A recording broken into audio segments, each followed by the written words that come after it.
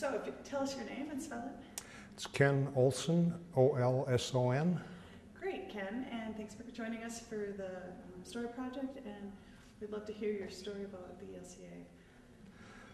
Well, I guess I'm proud to be a member of the ELCA, lifelong Lutheran, and so my history goes all the way back, many generations in fact. One of the very interesting things for me was 3 years ago, we visited our daughter when she was part of the Young Adults and Global Mission program, and during that trip went to Norway, had the opportunity to visit the Lutheran Church where my great-grandparents were baptized, confirmed, and married before they immigrated.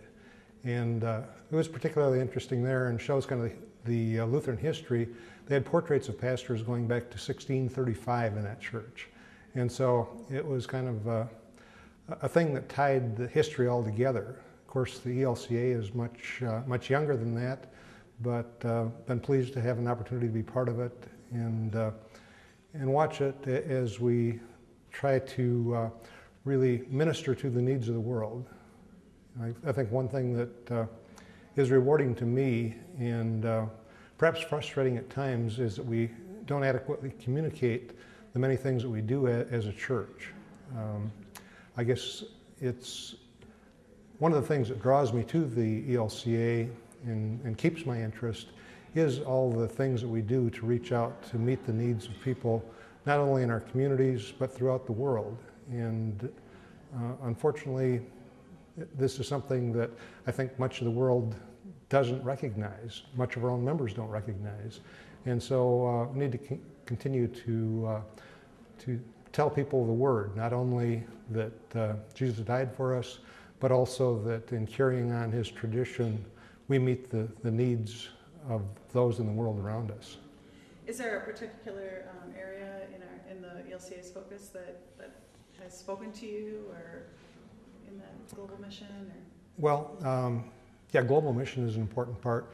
You know, I guess prior to the ELCA, perhaps my enthusiasm was enforced at the time I was in college. I was involved in the campus ministry program and had the privilege of working in formation of the Lutheran student movement. And I think at that time, we as young adults had a passion for what was going on, addressing changes in the world around us. And what were some of the issues that you faced at that time? Well, that was the time of the Vietnam War. And so there were lots of issues, divisiveness around relative to that. But it was also, I think, the beginning of some of the things relative to environmental concerns. You know, many issues with that. But I think as young individuals within the church, we had a passion for improving the world around us. And that's what we were looking for. And I think that's one thing that you know, has continued to be kind of a driving force. And I think it's important for the church to be there. Yes, we need to fill our spiritual needs, but we also need to live out that. It's not something we just come, sit in the church on Sunday, get fulfilled. We need to take it with us into the world and continue to do those things to improve the world for the coming generations. And I guess I'm pleased that my daughter has been part of the Global Mission program. She was in the Young Adults and Global Mission, did a master's at Luther Seminary. Now she just left today for her second year in Slovakia as part of the Global Mission program there, teaching conversational English in a bilingual high school in Slovakia. So she's helping to kind of live out some of the outreach into the world that I think we need to become more multicultural, more outreach to folks everywhere. Are there examples of ways that you've seen this living out in your congregation, or I mean, you certainly in your family's life it's been an important part? Yeah, you know, I think that we've done things within the congregation to help others in the community. Sometimes it seems perhaps we do become too much of a cocoon, and we're happy to work with each other, but we still need to really stretch and grow to meet needs of others around us. But you know, one example, I guess a little over a year ago, we had an apartment complex adjacent to our church, and a fire there made about a half dozen families homeless, and members within the congregation helped to reach out as far as meeting some of those needs, providing immediate assistance, and then a little bit longer as people got resituated. But that sort of thing, you know, is reaching into the community, and we need to continue to do that and do more of it.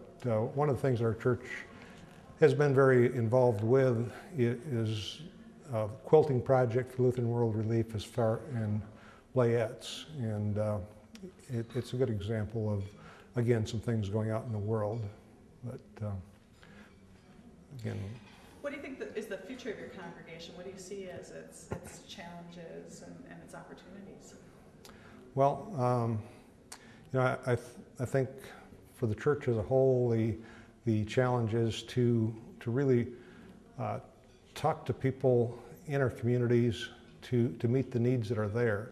I think that's certainly a challenge within our local congregation, in that it is easy to work with each other, but to identify and meet needs in the community is sometimes more challenging. And so I think that's something we have to continually be working with to do.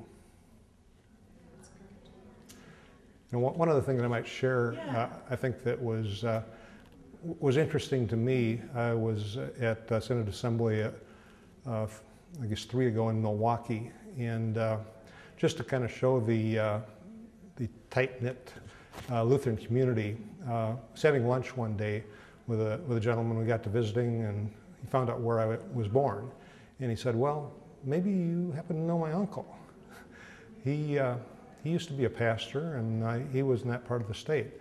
It turns out that this individual's uncle baptized me when I was an infant. So kind of an example of our small Lutheran community. There are many of us, but still it's a tight-knit community. Absolutely. Well, thank you so much.